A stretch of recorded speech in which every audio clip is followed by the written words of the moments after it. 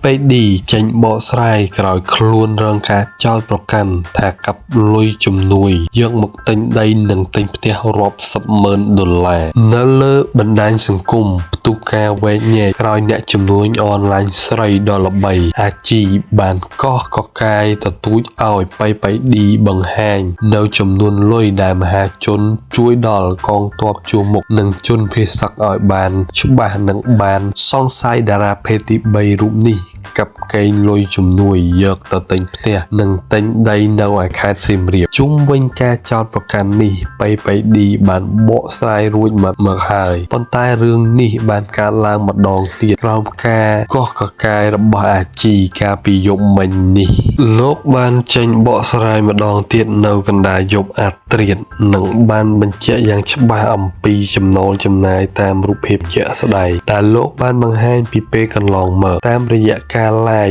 លោកបានបញ្ជាក់ថាដីនិងផ្ទះលោកបានតែងតាំងពីយូរមកហើយពលគឺទូទាត់លុយតាំងពីឆ្នាំ2025មកម្ល៉េះលោកក៏បានរៀបរាប់ពីដំណើរការទិញដីនៅសៀមរាបមានកដាស់ស្នាមត្រឹមត្រូវមានមន្ទីរសូរិយោដីដឹងឮច្បាស់លាស់កុំបំពេញលោករឿងលុយជំនួយចំណែកលុយសប្បុរសជនបាញ់មកទាំងប៉ុន្មានលោកក៏បានហោះឲ្យសប្បុរសជនទាំងអស់គ្នាបានដឹងជាសាធារណៈរីឯការទិញនៅទៅលើស្បៀងនិងសម្ភារៈប្រើប្រាស់ក៏លោកផុសឲ្យមហាជនបានដឹងដូចគ្នាដែរไปឌីបានបញ្ជាក់ថាក្នុងមួយគ្រួសារទទួលបានអង្ករមួយបាវ50គីឡូមី2កែសទឹកដោះគោនិងគ្រឿងប្រើប្រាស់ផ្សេងទៀតហើយលុយជំនួយជិត$1 លាន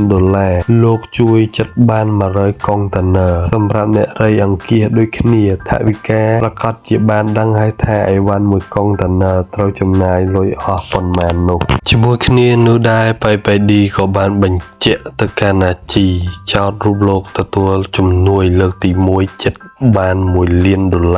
នោះថាไปឌីទៅទិញដីនិងផ្ទះដោយស្នើទៅកាន់អាជីឲ្យបង្ហាញភ័ស្តុតាងកុំចេះតែចោទលោកផ្ដេសផ្ដាស់បែបនេះជាក់ស្ដែងដូចជា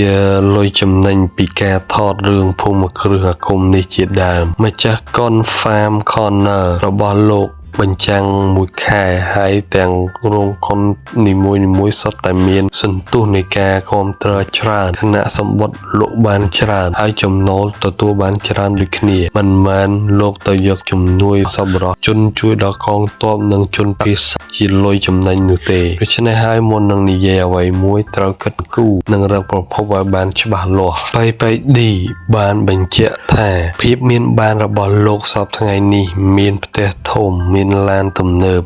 និងមានហាងជាច្រើនកន្លែងមិនមែនបានមកពីការកាប់កេងលុយជំនួយនោះទេបានមកពីការប្រម៉ូទបានមកពីការបើកហាងនិងការលក់ប្រេនឆាយមិនមែនបានមកពីការកាប់កេងលុយជំនួយដោយអាជីចោទប្រកាន់នោះឡើយ